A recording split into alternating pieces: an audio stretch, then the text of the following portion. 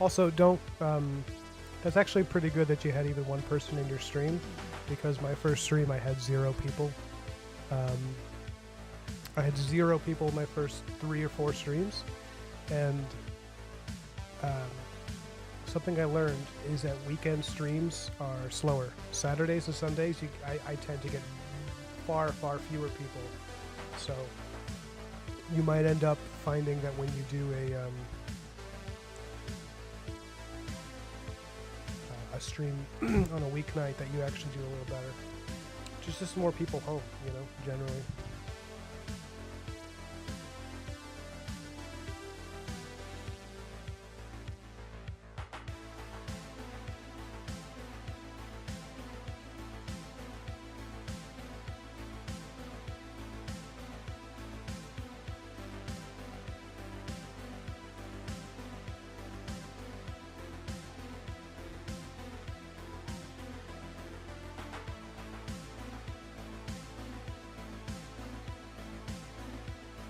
I don't know, it's nice. It's not coming out right. What am I doing wrong? Let me see.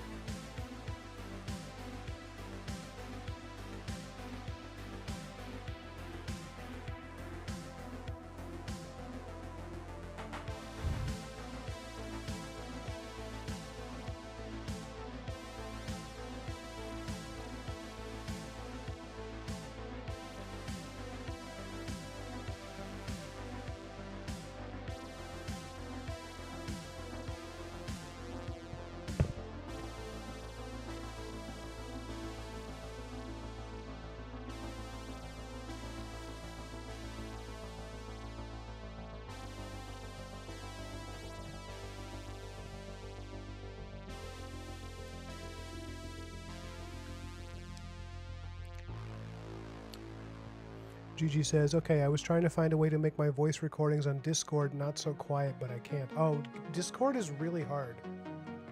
I find Discord really hard to use sometimes. Like, not the main function of Discord I don't find hard, but like, what's happening? Oh, I see. Okay, this is just something very...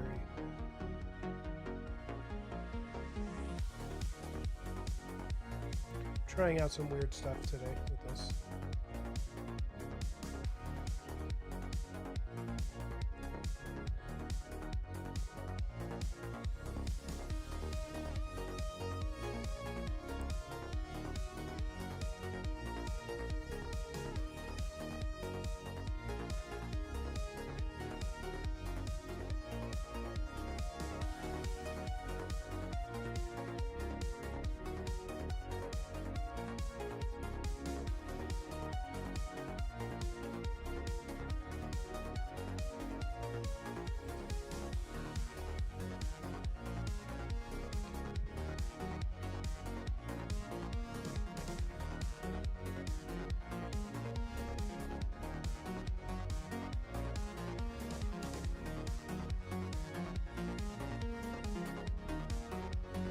And those of you who suffered through those first 10 minutes of us not understanding what was happening, and possibly the next 5 minutes of us not understanding what was happening, I really appreciate you. Thank you for being patient with us.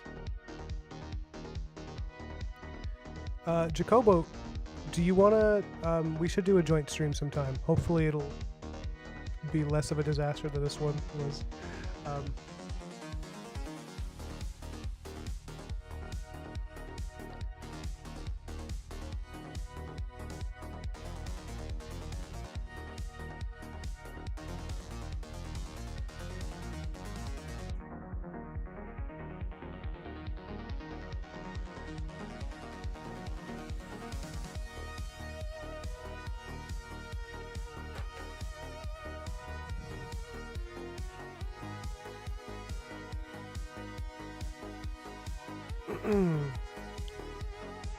Gigi says, if he's free anytime this week and needs help figuring out what's wrong, I can give it a try. It's really strange that the problem was both on his end and then again on yours after he plugged in that mic. Yeah, the mic is really weird. We were having that problem the whole time. Gigi, I think I owe you like 4 steak dinners for how helpful you are all the time.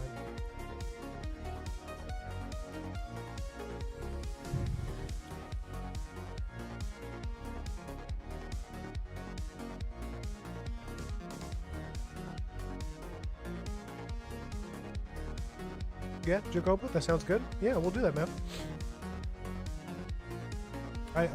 Yeah. Sorry that I keep having to check my phone. We're trying to sort this out. He's having, yeah. His computer is just giving him a hard time too. His computer keeps crashing. He's like, now I can't see my chat. Dang.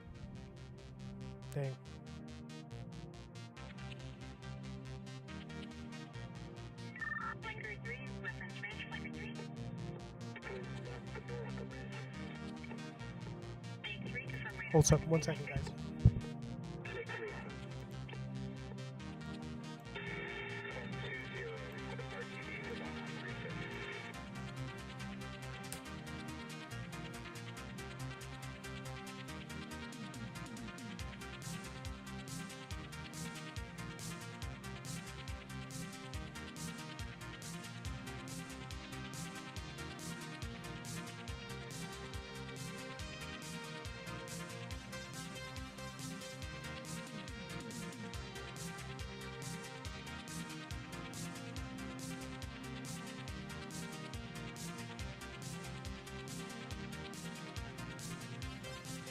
Okay.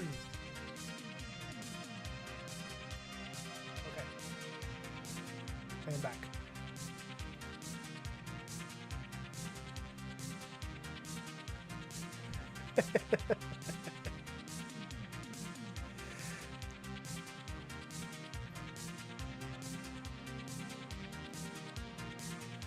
He said he's about to give up because his computers are being such a pain in the ass. But I told him, just call in and we'll just do the big draw and just talk to me, and it'll still, it'll still be a conversation, and it'll still introduce you to my audience. We have to get that man made, something with this deck. But somebody named Thaddeus Grimble, who draws gothic artwork, he's not using a modern computer. It's made of wood. It's made of wood and stone. And he uses it underneath a flickering porch light.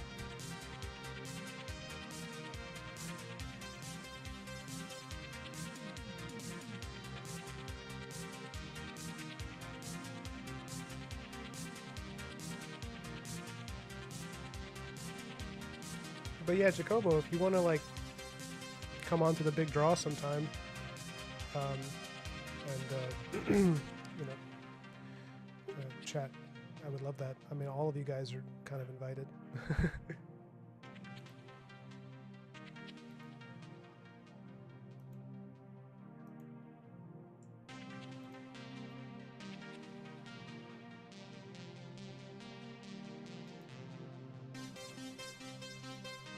He's using a Tesla coil. Yes, that's exactly what it is. Okay, so this is kind of how I do my coloring process, especially in Procreate. I drop in all these textures before I do a lot of stuff, because I just it always just feels like that's, I don't know, it just seems natural to do it that way, and then build on top of that.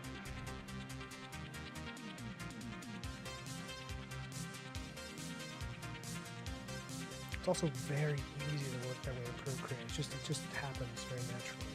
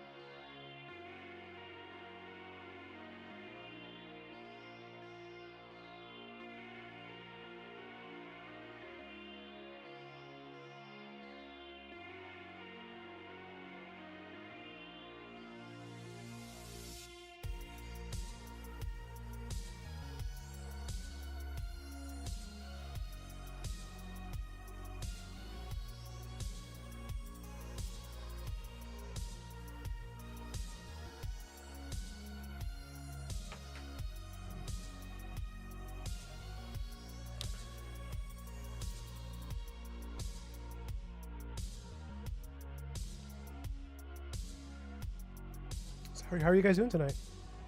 How's all my friends?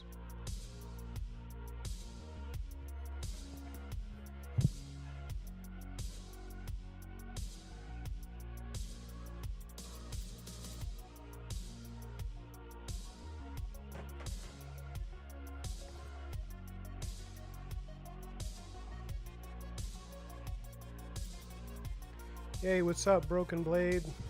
Welcome, man. Thanks for you were like one of the first people to leave a comment under my video. I really appreciated that.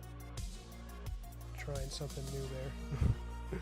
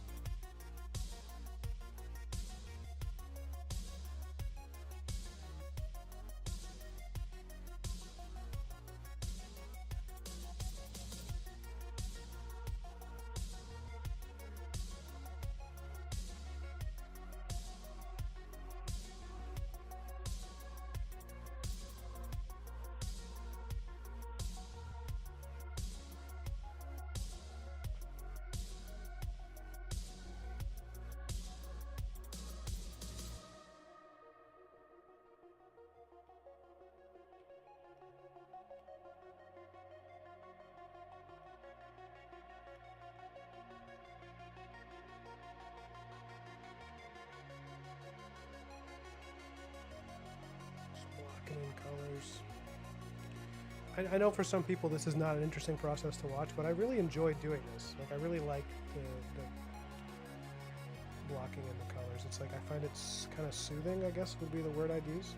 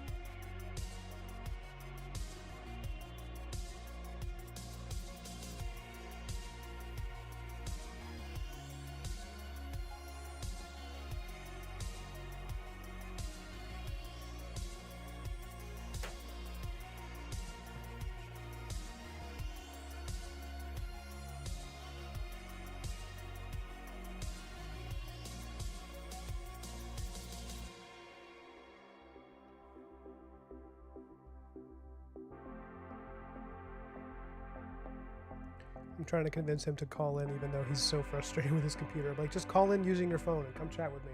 It'll be good. It'll be good. That's what I'm telling him.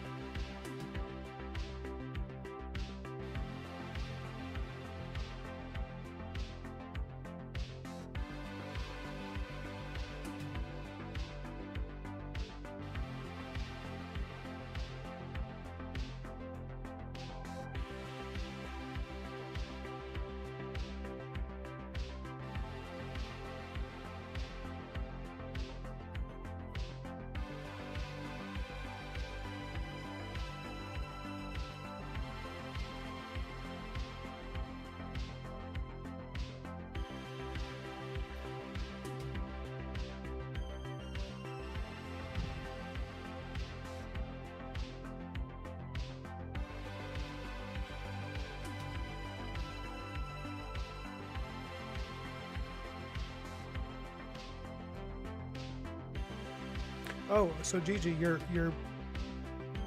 homesteading thing is done? Tomorrow? and then you return to normal life. Nim says, trying to get some work done, ADHD mirroring is definitely a thing. Most productive I've been today was earlier and sketching alongside you now. Yeah, I get that. Yeah, ADHD takes so many magical forms, doesn't it? For me, it's like, I don't have a problem focusing and doing something and like being productive. I have a problem stopping because it's like I get so into what I'm doing that I will neglect things outside of the work. And so I have to set a ton of like alarms for myself to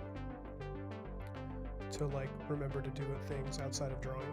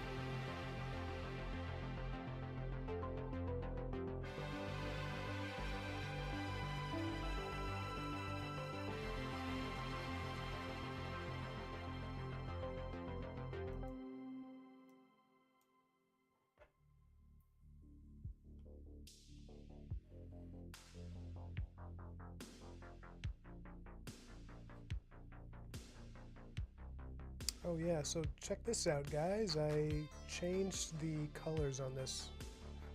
This is the previous page. I really hiked up the blue, and well, actually you probably can't even tell. Let me see if I change the lighting and make it dark in here. I made the background more like rich and orange, and I made the foreground more blue and a little more contrast. I don't know if that's really reading on stream though. But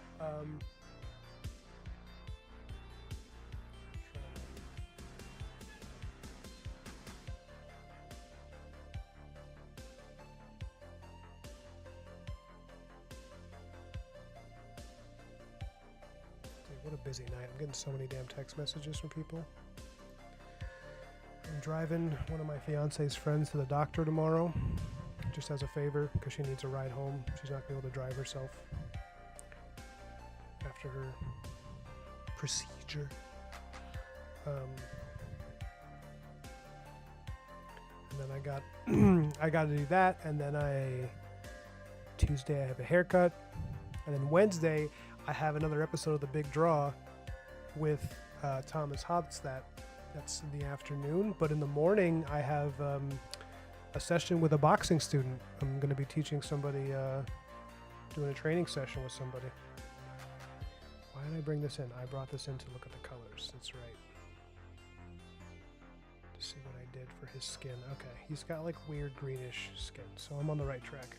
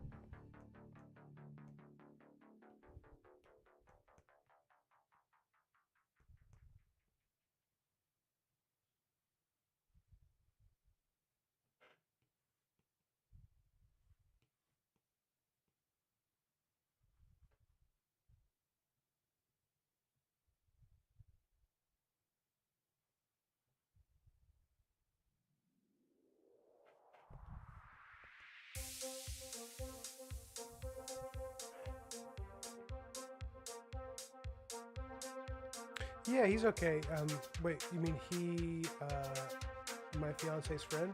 She is fine. The procedure isn't anything like life-threatening. It's just like she's gonna be. They advise her not to drive for a little bit afterwards. Just, feminine reproductive health stuff. That's not something one talks about on the internet per se. But normal stuff.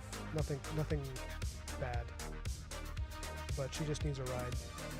And I'm the guy who works from home drawing comics, so I don't really, I have like such an open schedule that people in my little small town are like, "Are you free? Can you drive me?" I'm like, "Yeah, okay." But that's a part of the small town life thing that I really enjoy. Like, I joke about it. I mean, it's it's a busy time, so it's like a lot to do. But I like that she asked me. I like to help out. I got to make sure I set my alarm so I don't make her late for the doctor.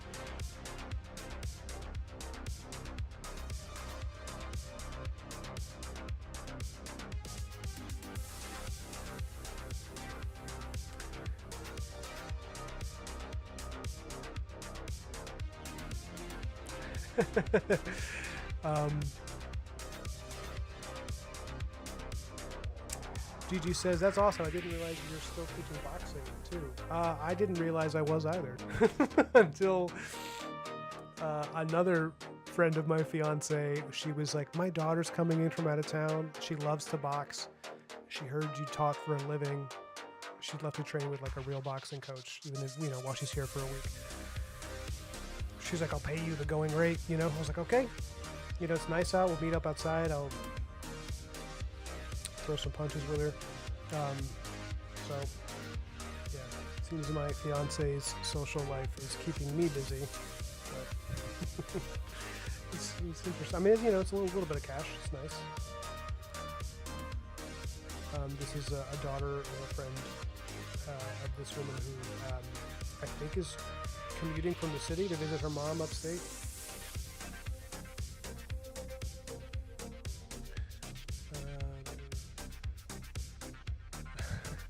Nobody wins in a headbutt. GT, that should be on a t-shirt. Except Canterbury. Yeah, look at his big ass cranium. I love that Grimble. Can I just... I've known him upwards of like 25 years, Grimble.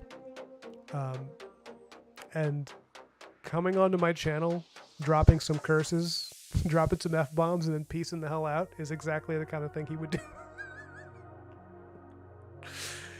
He is I love him. He's a walking beer commercial, that guy. He's a lot of fun, though. He's a really sweet person, which is why it's surprising that his paintings make people crawl up the walls in school.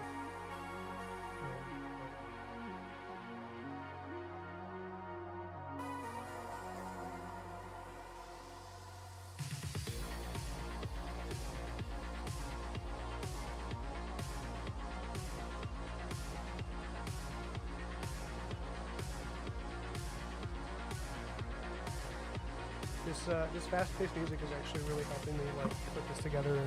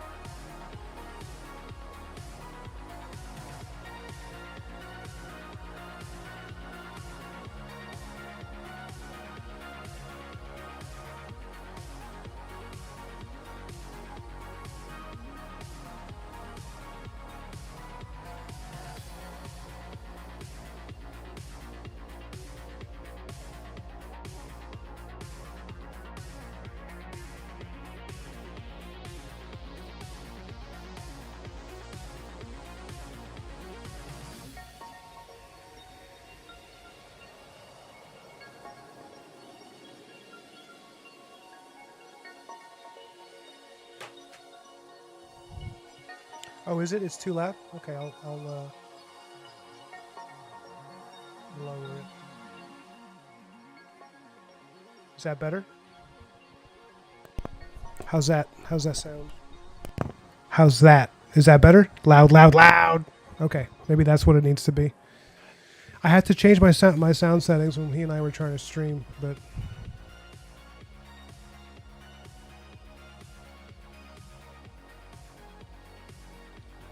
well, you know, so the idea that nobody wins in a headbutt, I do feel the need to point out that if you do a headbutt a certain way, as intended, you can actually totally hurt someone else without hurting yourself.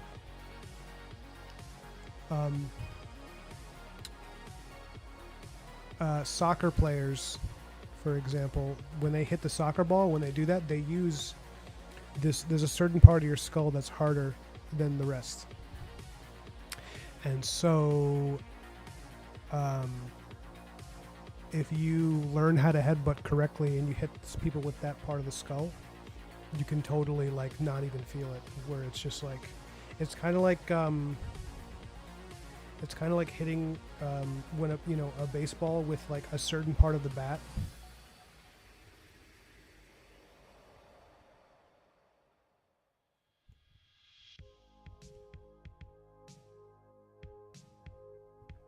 Where like, you know, when you're swinging a baseball bat and it's like this perfect crack where you don't even feel it. It just hits it perfectly. Maybe I'm talking to the wrong audience about this. I don't know how much baseball anyone here's played. I don't know. I was once chastised for using sports metaphors with my chat. But yeah, it's like there's a part of your skull that's actually a lot harder. It sounds like a man who's won a headbutt with a human. Actually, do you know how I know that? It's not as badass as you might think. I know that about the skull, about the hard part of the skull, because I broke my hand on somebody's head during one of my sparring matches. That's how I know that. And I'm going to name him in the chat. Ready? I'm going to say, Eric, if you're out there, you broke my hand. We were sparring. What's a baseball?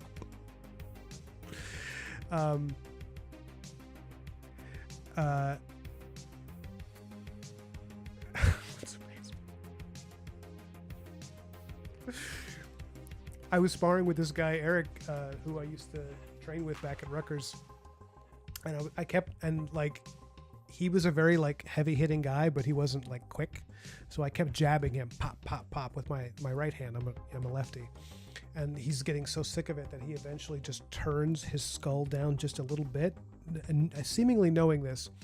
And I connected with that part of the skull that I was describing. It's like somewhere around here. It's like right at the apex or the curve of the skull is actually where it's hard, which is why people headbutt that way. And I caught him with a jab, and I could just feel my hand break, my right hand. It was not the whole hand. It was like a crack in the metacarpals, which are really delicate parts of the hand. They're really small bones that break really easily.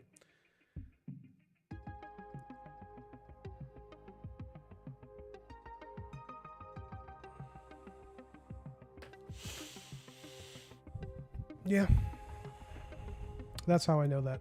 And then after I broke my hand, he was like, "Oh yeah, he's like, I kept getting hit, so I did that." And then I had to take like 2 weeks off from hitting the heavy bag. I couldn't really lift weights because like I would pick up a dumbbell and I would feel that pain in the hand. I was supposed to wrap my hand, get a cast. I didn't do that. I just walked around and tried to grab things less for a few days. It healed on its own. The bones are so small.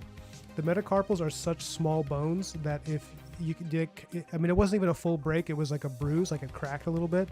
And then it just kind of healed in a few days because it's such a small bone, you know. I don't recommend other people do that, but that's the deal. That's my story.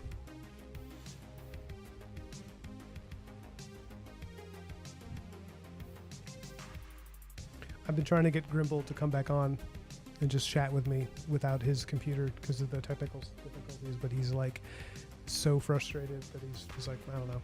He's like, we'll try again tomorrow. I was like, all right, man, no problem.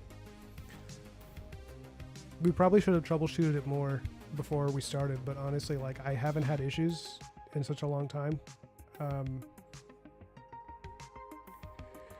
That I just, I didn't think it'd be a problem.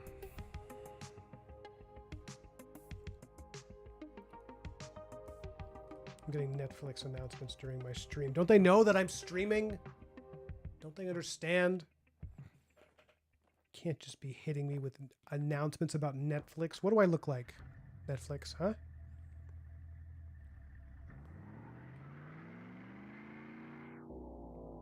Who do you think you are, Netflix?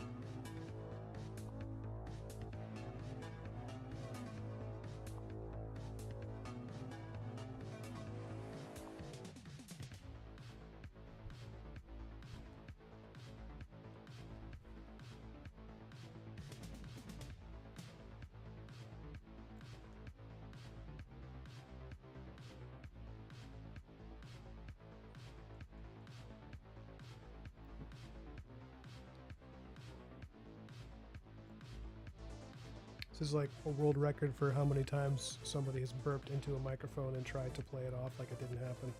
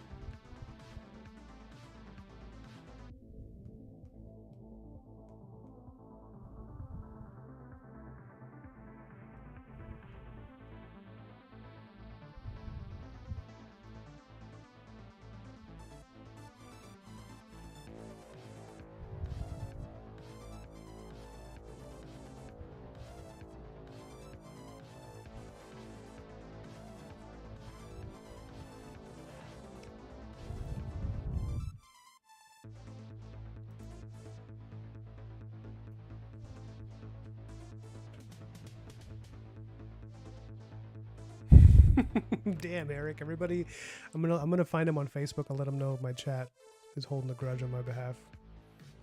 He's a really sweet guy, actually. He just had a little bit of that passive aggressive energy. Just rub some dirt on it. It's fine. The issue was, I didn't think I think he said he might have figured something else out. Like he figured out what the issue might have been. But he's so frustrated by streaming that he's like, give me a break. I'll try again tomorrow.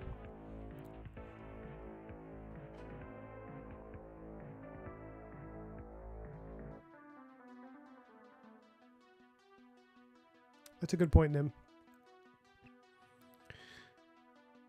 Broken Blade says, interesting. On the other hand, I've heard of a martial art called Lethwai that's similar to Muay Thai, but uses headbutts more often. I've also heard MMA guys joke that few people practice it for long. Yeah, I know. Yeah.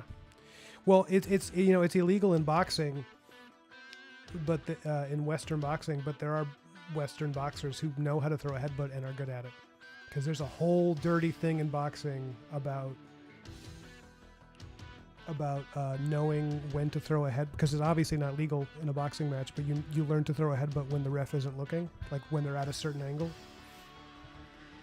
Oh man, I remember this one guy was waiting for the right moment for the ref to be like just at a certain angle, and we were in the clinch, and he threw like an upward headbutt like into my, because I'm taller than him, he was a little shorter than me. Just over 6 feet he was. So I was like over, and we were in the clinch, and I was wondering why he kept clinching with me, because The clinch, you know, when the fighters grab each other, that happens much later in a match, usually when they're tired. But he's doing it like first round. And I was like, there's no way his stamina is that bad that he's clinching on a first round. And then I realized because he was waiting for a chance to pop up with a headbutt directly into my chin when the ref wasn't looking. Oh, that really made me mad.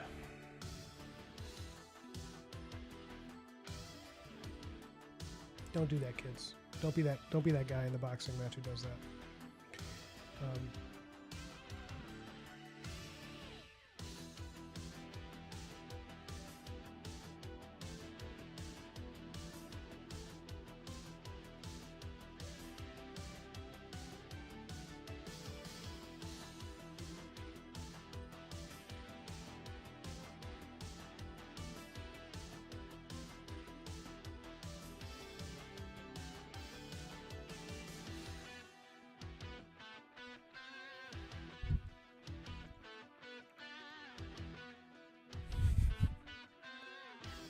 You throw a headbutt when Santa blinks.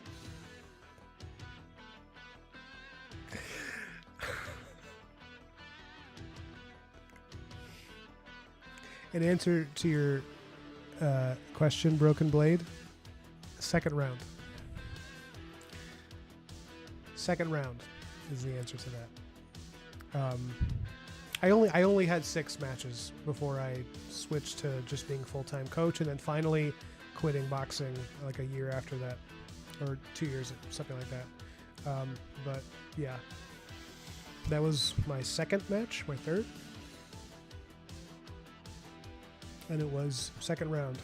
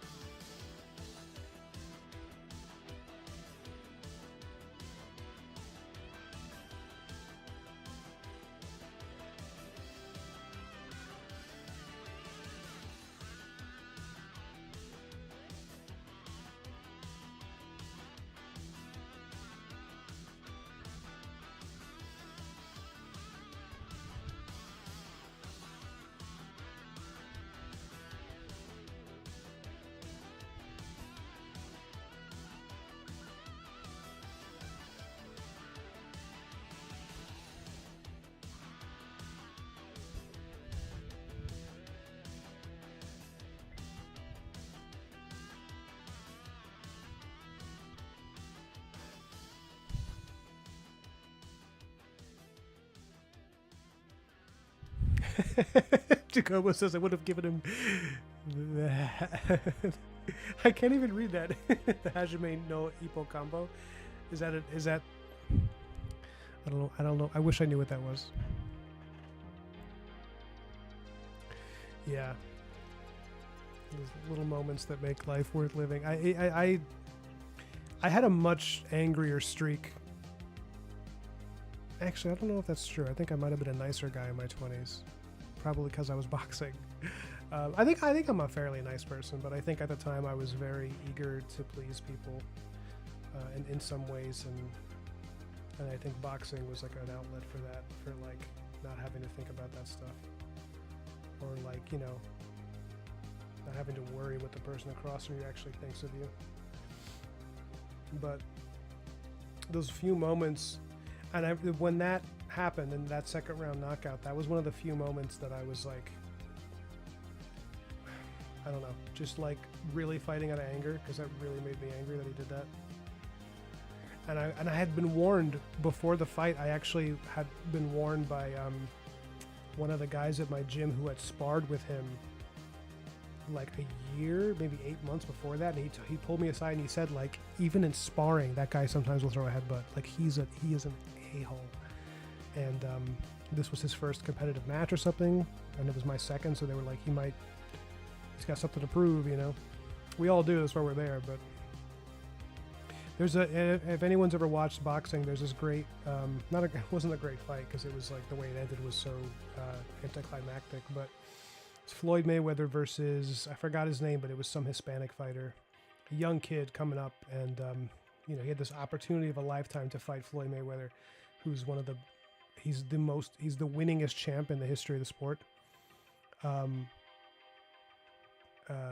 he's like 0 losses, like 60 something wins, and as a professional, and like 40 of those were title defenses. Like he just cannot lose. And he had a fight with this kid, like I think his name was Martinez or Gonzalez, like a really common Hispanic name, young guy, and it was like a big deal to show like he had a chance to face off against Mayweather. And nobody thinks this kid's gonna win because, you know, he's good, but Mayweather was still at his peak. And it's like, if anything, the whole point is you challenge for the title to show what you got, so that even when you lose, people like you and they want to see you fight again because they're like, oh, he's cool, he's got some good, you know. And this kid, I say kid because he was like 20 something, and Mayweather's already like pushing 40 probably at that point, mid 30s, late 30s, probably my age now. And this kid in the clinch, or in the mid rounds, maybe round 5, 6, throws a headbutt in the exact same way. He throws a combo, and it's a very deliberate headbutt, because sometimes headbutts happen by accident. You know, your head moves and then you apologize, you shake hands, you keep fighting. That's like, gentlemen, this kid, he's like, Papa, and he throws a headbutt right into Mayweather and hits Mayweather like in the face and knocks his head back. The ref catches it, pulls him aside, gives him a warning. It's like you like he takes a point away, and this is already after previous instances in different rounds where the kid had been hitting him in the back of the head, which you're not supposed to do because you can literally, yeah, you see Broken Blade knows it. Was that the guy Floyd KO'd while he was apologizing? Yeah, that's what happened. Because it was a flagrant headbutt. Then afterwards, the guy walks up to him and he's like, you know, apologizing, like, oh, you can see him mouthing, oh, it was an accident, I didn't mean it, which is nonsense. He definitely did. And Floyd Mayweather's like, come here. He acts like he's going to shake his hand, and he just like throws an uppercut and knocks him out. And this is like early rounds knockout, and it counts as a KO because it was a mid-fight. You know, the kid didn't have his hands up. Just because someone's saying put your hands down doesn't mean, you know, so it counts as a victory. But the crowd is furious because they paid to see this big match, and that's how it ends. And Floyd Mayweather afterwards the interview, and he was just like, yeah, that guy's a jerk. So I don't you know, you can be pissed at me, but there's no way I was gonna let him strut his stuff and show off after that. I remember that. I remember that being such a huge upset on TV. People were like, they couldn't believe it, you know, that you would, this big title fight. They would, anyways. Eric says, hey, what's up, Eric? How are you, man? Reporting and coach shared the lore video with my friend who likes the Dead Gods project. Oh, I love Dead Gods, but has otherwise no connection to the art community. He said it was sick and he loved it. Oh, I'm so glad, man. I'm so glad people like that video. Jacobia, was that an accident? Yeah, I don't know, he had it coming. That guy was a a-hole. But that guy who headbutted me, honestly, he's probably an okay guy. He probably, some people just take a little longer to mature, you know, they take a little longer to realize like how stupid that is, you know. A lot of these guys end up, they reach 30 something and they're like, why did I do that? That was so stupid, you know. At least I hope.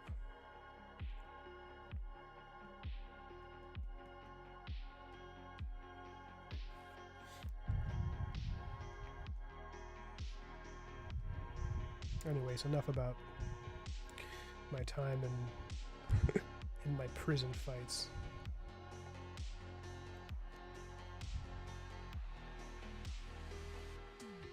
But thanks for saying so, Eric. I'm so glad people like that video. Honestly, I'm so relieved.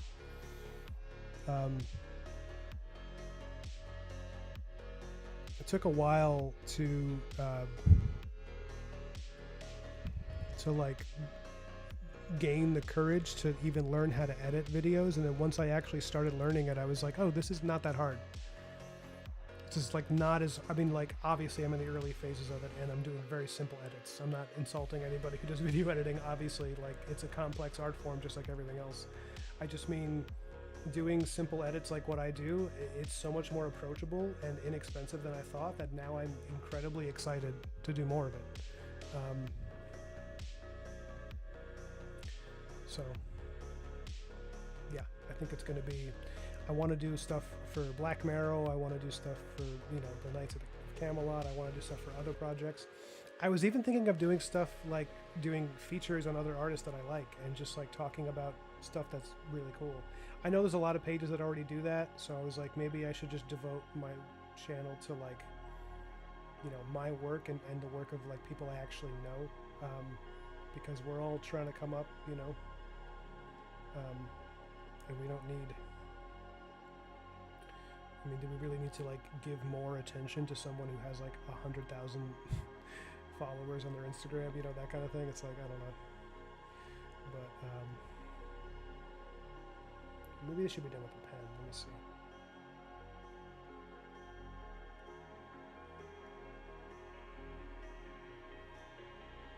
We'll redo this and.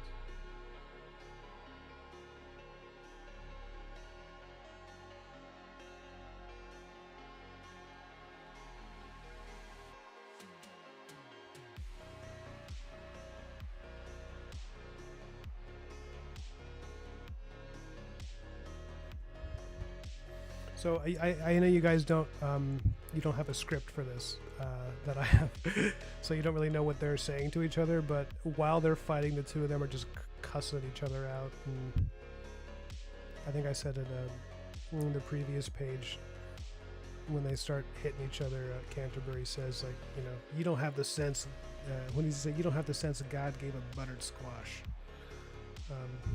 While he's like throwing him around the room. And then in the next page, remember Mr. Hawthorne, who works for the train company, the guy with the mustache that is in the beginning of the issue? For those of you who were following me back when I did that page like many months ago, he's gonna come in and break them up and be like, "Enough of this!" Like, 'cause he runs the train. This is an orderly place. He yells. He has this line I really like. I mean, I wrote it, so you know, hopefully I liked it enough to put it in. But he says, "It's not right, you know, not in a commercial environment." Which is, and he's like scolding the two of them like they're his sons. And like, you know, while he's scolding them, Canterbury just looks over at Adelaide Fairchild. He's like looking over at her, and then he just like sniffs and like swallows some of his own nose blood, and she's like, ugh. he's just disgusting. And he's looking over at her, and she's got the cat and the raven on her, and he's just like, you know, he's like, he's like, you got a rooster under that dress too, you know. The idea being that Canterbury makes kind of a bad impression on like every person he meets. Like nobody ever likes him. He's just, you know, he's a tough sell for most people.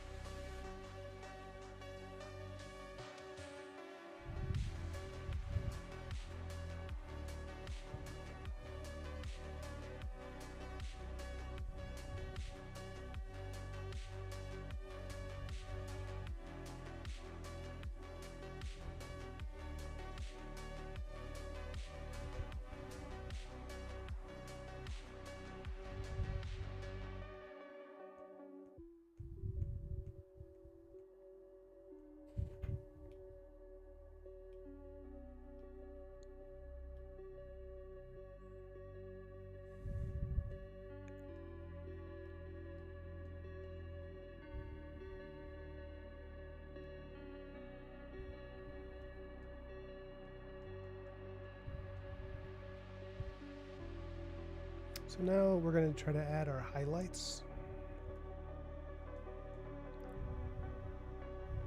So I'm trying to decide where my light sources actually are. Moustache. Nim says, nice. I am loving this scene and can't wait to see the book. Thank you so much, Nim. Thanks for always being so supportive. I can't wait to show you guys the book, honestly. It's like, I like the thing that motivates me to keep working on it is like, oh, there's people that will actually like this, I hope. Gigi says one of them has to scuff on the ground with his hands stuffed in his pockets.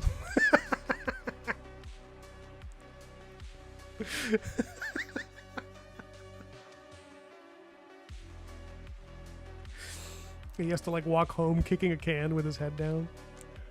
Rats. Is Canterbury a Frankenstein-esque creature, Jacobo? Yes, essentially a little bit of inside lore for you guys. He's the rare condition that Black Marrow has, Canterbury also has, and that they are both seventh sons. They are the youngest of 7 brothers. And the idea is that it's very rare for that to happen, but whenever somebody in the Raptured West has a 7th son, they have some kind of aspect of the beast, aspect of a curse, you know, or depending on how you look at it. And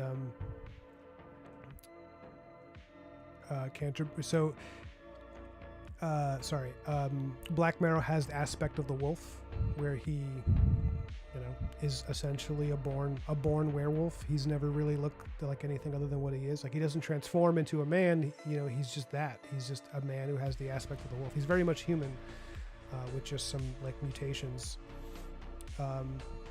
And Canterbury has the aspect of the assembled man,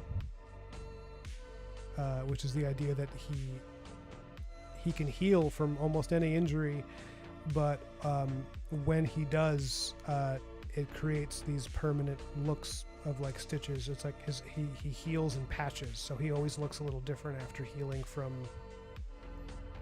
The idea being that his body reassembles itself from injury, which makes him very, very difficult to kill, but it also makes him, you know, kind of frightening to look at. And it's the idea being that they both grew up, you know, understanding that they were different, but it's like Black Marrow kind of walked out the front door and Canterbury walked out the back, where Canterbury kind of came out of it with a disdain for people based on how he, you know, feels people looked at him, even amongst the world of horrors that they see all the time, because this is a place full of monsters.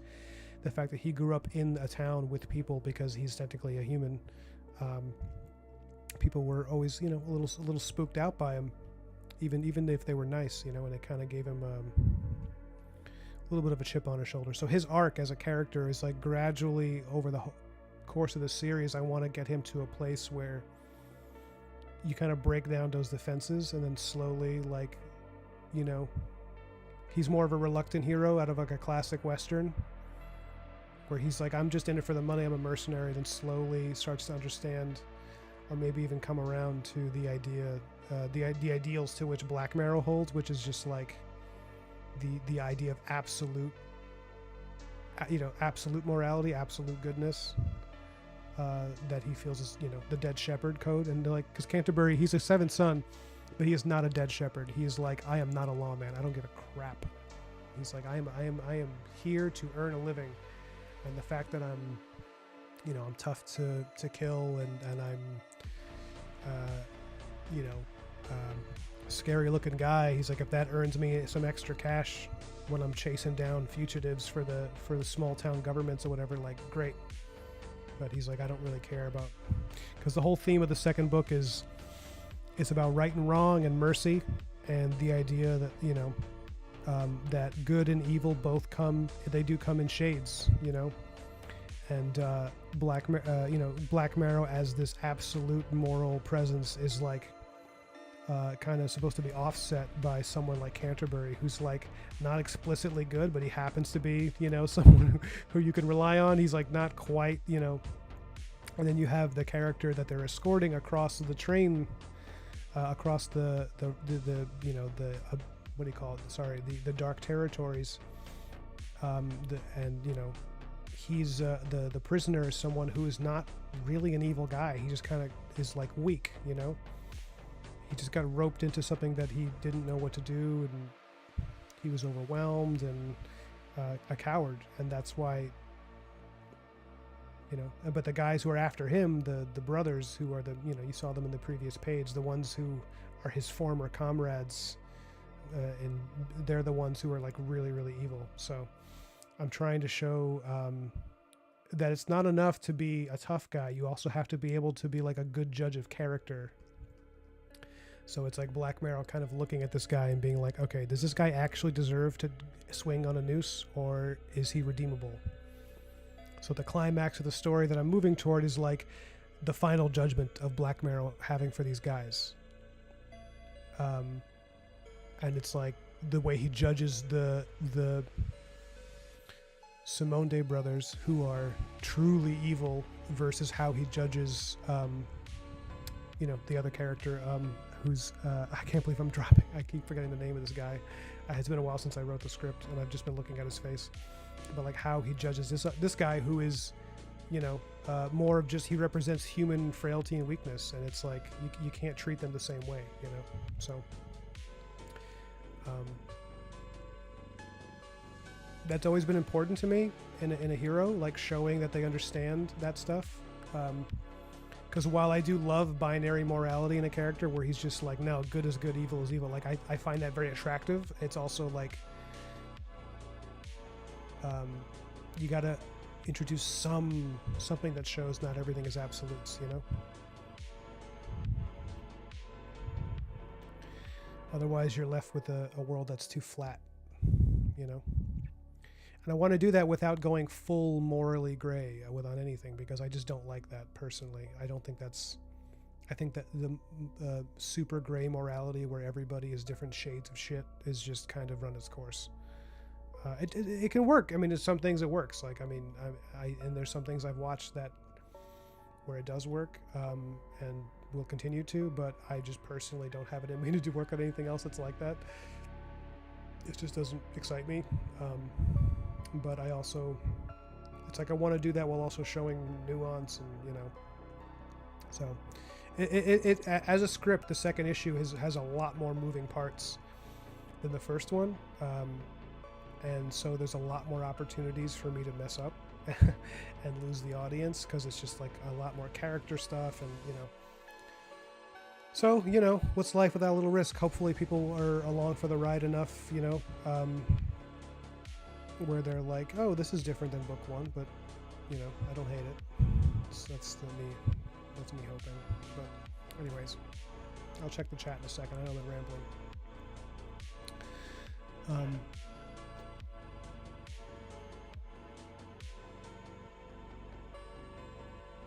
Gigi says, you had a store reach out saying they sold out. That's pretty fantastic. Yeah, okay, it happened in 2 shops, but they also only had a few copies each. It's not that big a deal, but it's still cool. Like my local shops, that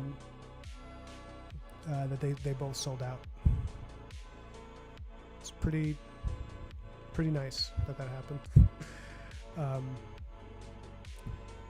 Yeah, thank you for that. Hey, what's up, Nacho? How you doing, man? I'm sorry I missed you before.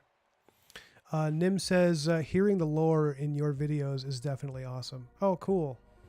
Thank you so much. Yeah, I'm going to do more of those, man. I want to do some for Black Marrow. I did, the first one I did was the King Arthur one, because I was like, I think I have more to say about more to say about the culture surrounding the character, because I just, it's something that I'm very passionate about, is like if you're going to look at a myth, look at why it was created and what it means, instead of just like, because like I feel like that's one of those myths people just know a certain version of it that's popularized, and they don't know that it's like it runs deeper than that, But it's also me, it's making a statement of purpose, like, oh, this is the part of the myth that I find most appealing, You're not wrong if you like the other parts more, if you're more into the courtly love story, like not Courtney love, courtly, just in case that you misheard me, courtly love, where it's about Guinevere and Lancelot. Like, some people really love that part, and that's fine. That's a different part of the legend that came a few hundred years later. It's not really, I mean, like, I need to acknowledge it in the story. It's not my thing, but like, just because like that's a part that I just don't enjoy, it does not mean that someone else who likes that part is like wrong, so I need to make sure that's understood after posting that video.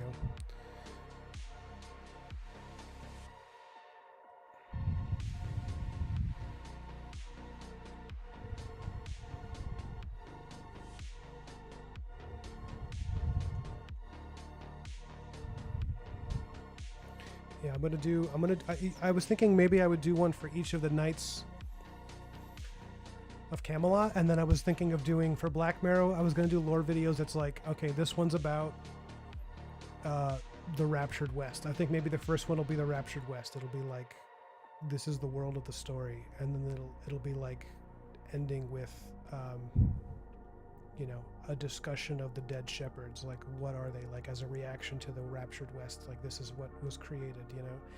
And then I'll do one on, you know, Black Marrow as a character.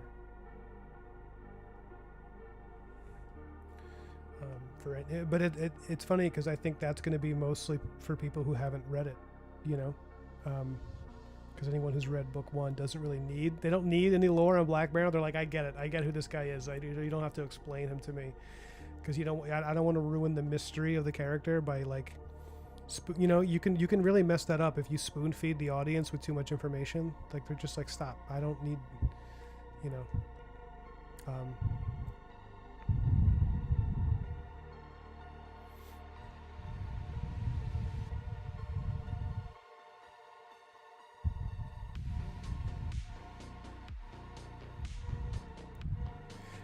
So I want to give you guys some, like, I don't know. I don't want to spoil like something that's probably going to be years from now before it's ever happens. But my plan for these characters, okay. I have spoilers, but I just like, tell me if you guys want to hear them or not. If you don't want to hear spoilers, I won't say it, because it's something that's like, it's not like a twist. It's more like a plan that I have for down the road. If you guys want to know, I'll tell you, but I also like don't want to bore anybody, and I don't want to ruin anything for anybody. So some people don't want to know anything before it starts, you know, so.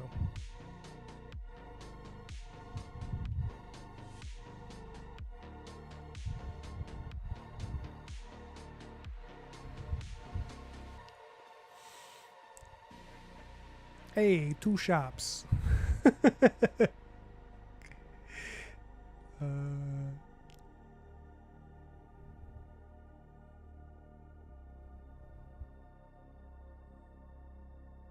Forgotten name means chat gets to name it.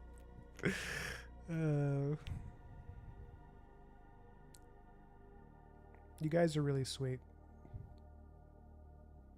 It's just so many. I could see why people who like do this end up becoming like they get a lot of affirmation and they get a big head. I could see that happening because it's like the community is so supportive and sweet. Like there's so many like nice people in the world, honestly. I feel like I have a lot of them in my chat because it's, you know, the internet was very intimidating to me for a long time. It's why I was like an invisible artist working on storyboards, and then I finally like joined this community, and everybody's like, I've had almost entirely positive experiences with people.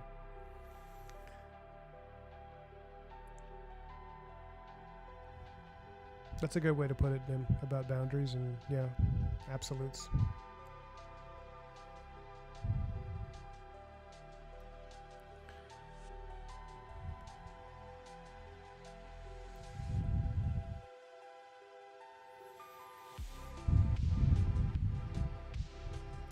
Gross Girl says, I think character intros would be fun. Maybe some world building things that don't necessarily affect the story. Okay.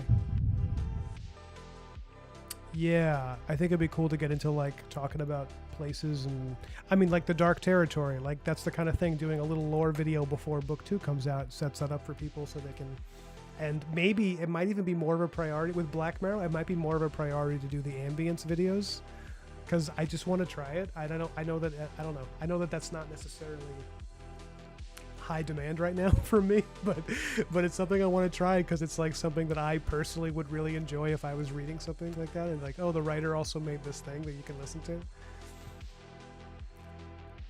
Oh, well, how does medicine work now is a really cool question, Gigi, because that's Adelaide Fairchild. Like that's what she does. She works in medicine, and it's like a mix of apothecary, like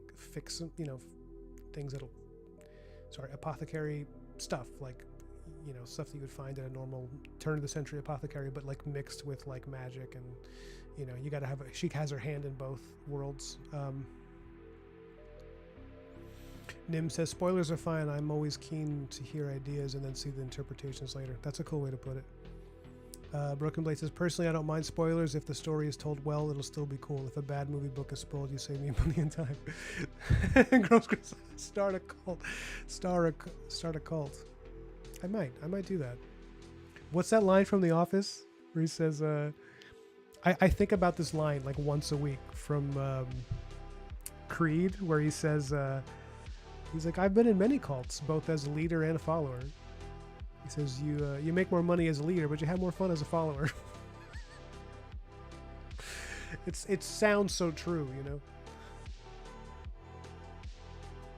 Jacobo says, no, start a political party, then slowly but surely raise money and stage a coup.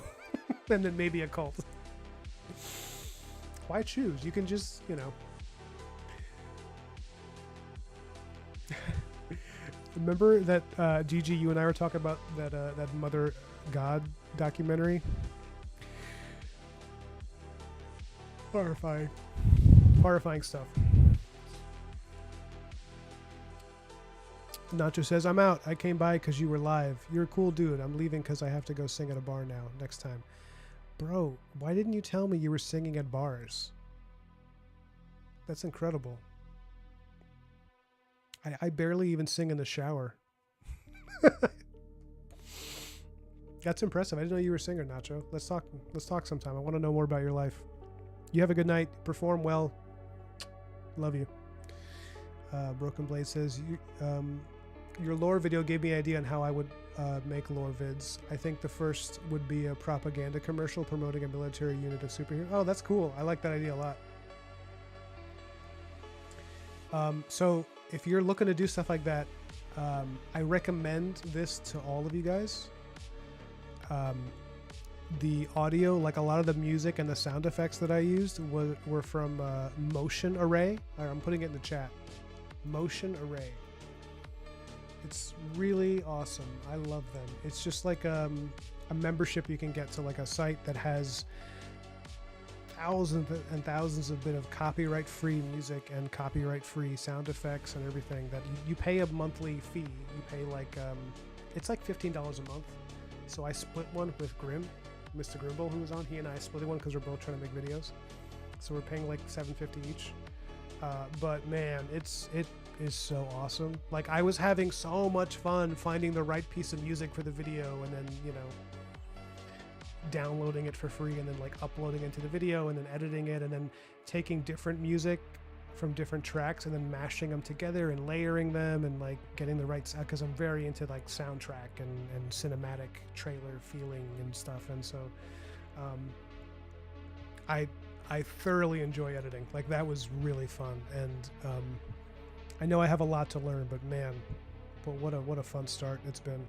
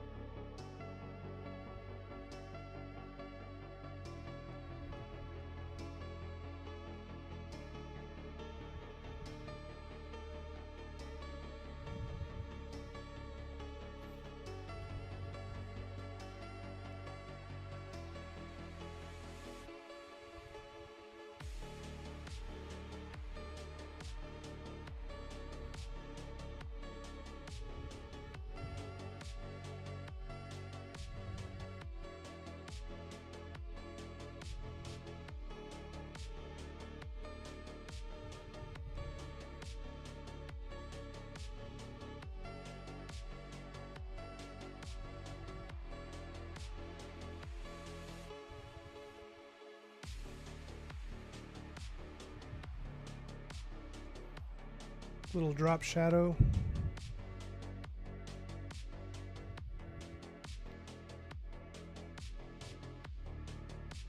Let's see if that works.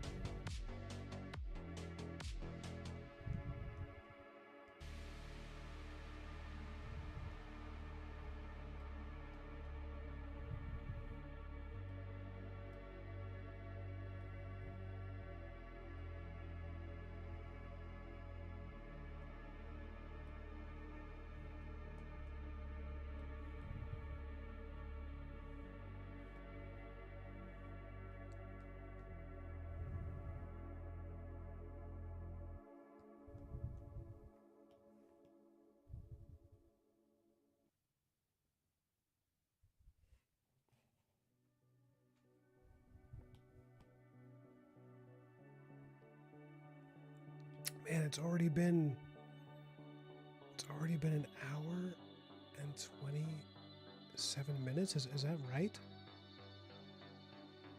Man, these streams go by so fast.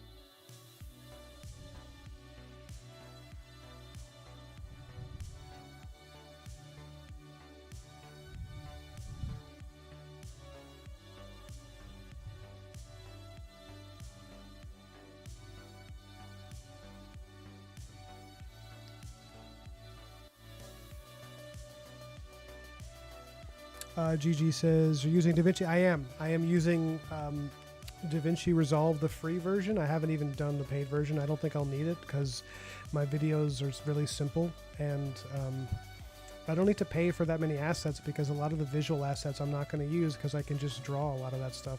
You know, it's an advantage of being a visual arts guy. It's like I don't need to pay for extra effects or anything. The only time I've been tempted to maybe do the paid version is that apparently there's like a thing in the paid version that automatically cleans up your audio so your voice can be isolated from like the static or the background noise and just like leveling it a little better.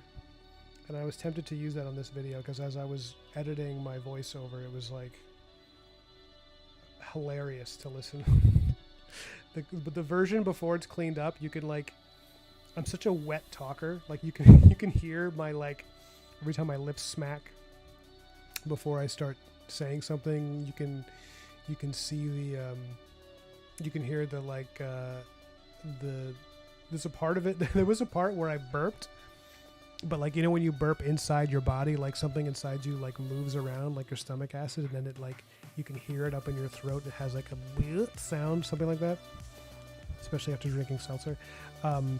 That I could hear it. It was like perfectly in the mic, and it was like right when I was like, "The sword is waiting for the king," and then it was just like, bleh. And even now, like when I just laughed into the mic, and that blows out the audio. I know. I'm sorry. That happened a bunch of times, so I had to cut out parts of it and like re-record it, but. It's pretty fast work, honestly. At least the way I do it is because I don't, it's not such a complicated video. But it was cool. It was really cool realizing like, oh, this part of the video, like this needs a certain shot. And because it needed a shot, like that part where where you see Excalibur and it's just like a white image across a black background. Like I drew that in like a minute because I was like, oh, I need a shot of the sword, and I can't keep using that one shot of him holding the sword. I need a fresh shot, and it needs to look symbolic, like something out of an ancient text or something. So I quickly drew that in Procreate like a second, like just squiggled something and then dropped it in, and ended up being pretty happy with it as just like a visual break, because so much of it is looking at like these like very detailed illustrations. So just like having something that's just really simple like that was I thought was a nice break for the eye.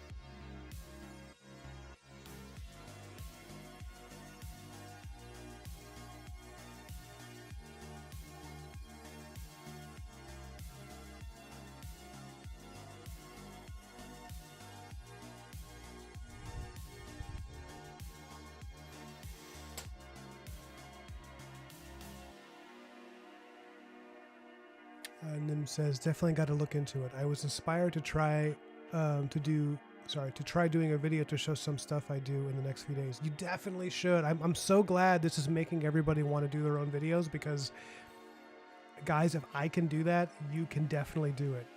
I mean, you saw Grim trying to do his stream. My first stream was probably worse. Like, it was probably more of a clusterfuck. Pardon my French. So like if someone like me who doesn't even like technology really can do it, you guys are sharp as tacks. You'll figure it out, and you'll be able to like make something that's very you, that's yours. You know.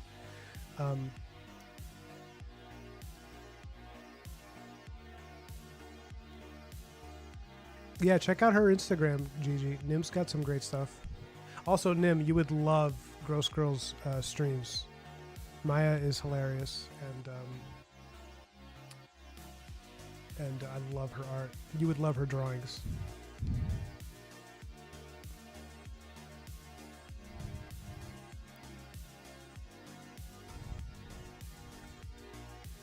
You're lazy tongued. Oh yeah, you're like not someone who you don't enunciate.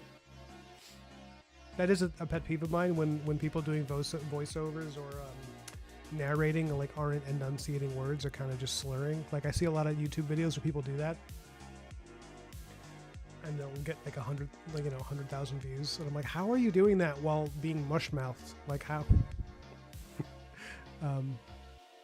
Broken Blade says that the sword screams line was great. Oh, okay. So thank you. That part where I say like the sword screams and it, unclothed in blood, it shivers and stuff, and it's like and when justice is there, when justice needs to be done, Excalibur's sleep is restless and all of that is from part of the script. Actually, it's actually Merlin who says all that. So there's a part in the script for book 1 where we show before the sword is pulled from the stone, when Merlin is trying to incite the young men of Camelairn, which is the town that later becomes Camelot. He's trying to get them to try pulling the sword from the stone, even though he knows Arthur is the king. Arthur doesn't know that yet, so Merlin's trying to see what he'll do by talking to the crowd, and he's like, he says that whole speech. He's like, Excalibur's there, it's waiting. And it's like, he says all this, he's like, the sword screams, it wants to be pulled from the stone. And he says, maybe tonight. He says, maybe this year, maybe tonight. And then he looks at, Arthur in the eye, says, maybe you. He's like trying to get them to like, get them amped up to do it.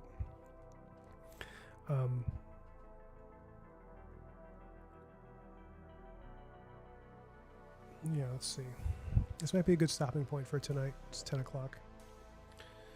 All right, guys, we got 2 panels that look pretty done. What do you think?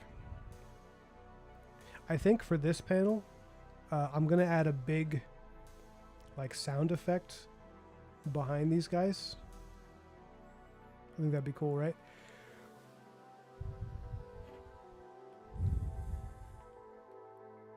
Like, if here, I'll give a sample.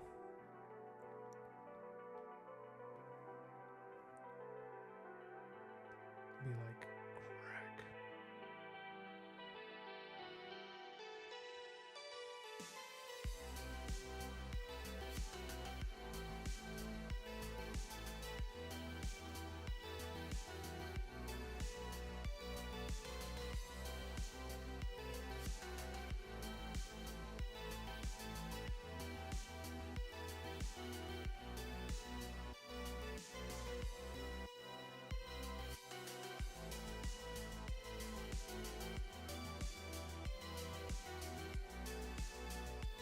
This is just like a rough sample of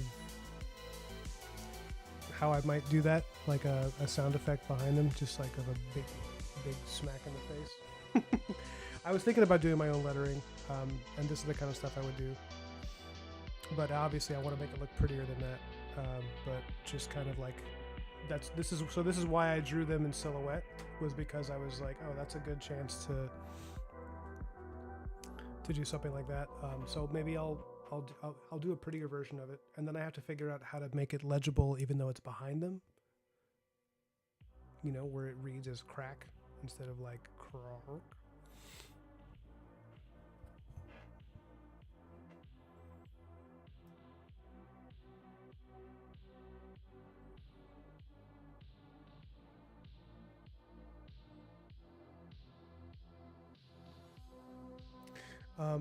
So I was DMing with Nim. This is gonna be my closing joke of the evening. I was DMing with Nim, and she was saying how Knights of Camelot is such a mouthful to say. And I was like, oh yeah, I know. I often, when I put it, I write it up as just being, I write it up as just being KOC. And then she and I started laughing at that it reads as cock. And then I imagined looking toward a camera and going, they're both big projects. And yeah, that's it. That's the joke. That's the joke I had in my head this whole evening.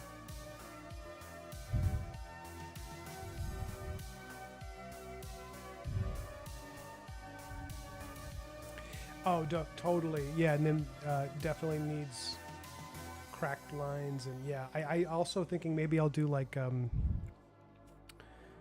yeah, I'll even do like so here's a little trick you can do. So you can set the erase. I love Procreate, guys. You can set the eraser in Procreate to a texture, and then you can go like this on the bottom and just give it like a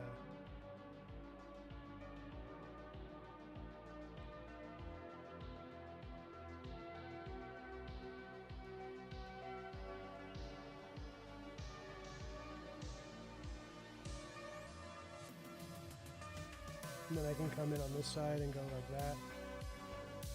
I don't know if this will show up on camera because these lines are so thin, but you can do all types of stuff like that. So I'll do something like that when I come back to this page.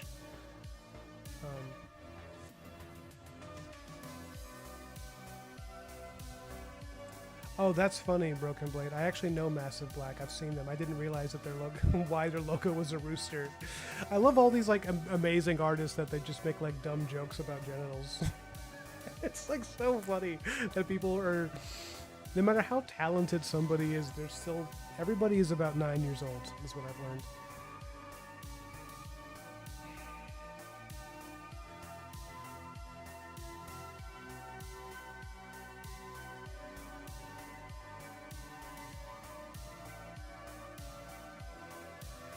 All right, guys, that's it for tonight.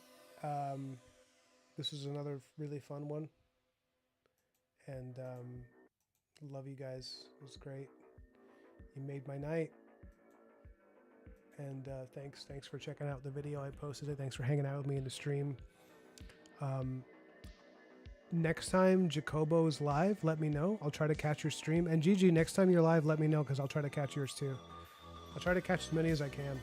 Just more and more people are streaming now, and I'll even try to stream at the same time as some of you guys, so I can just, like, you know, if you want to chat.